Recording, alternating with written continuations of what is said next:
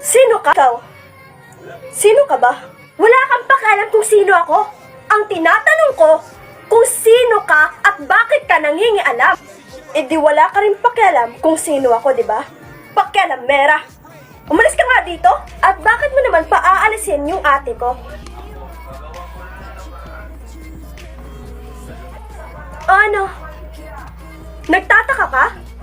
Ate Riley siya si Sheila. Kakambal ni Shwen. Bakit mo sasampalin yung kapatid ko?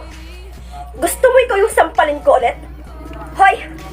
Yung kapatid mo walang galang! Aray!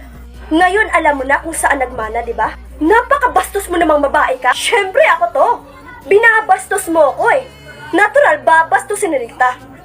Sa tingin mo, sino ka ba? Tandaan mo tong araw na to. At may araw ka rin. Oh wait.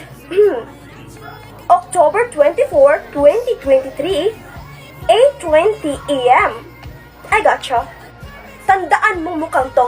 Dahil itong magandang mukhang to, ito yung babagsak sa'yo. Okay, smile. What the hell? Kailangan ko to. Isa akong abogado. Kailangan ko ng ebidensya na maipakita at paniwalaan ako ng judge kung gaano kakaganda.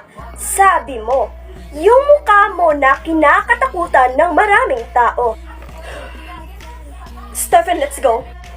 Pero te, wag mo ako mapero-pero dyan. Kasalanan mo to. Ililipat kita ng eskwelahan. Ang daming pangit dito.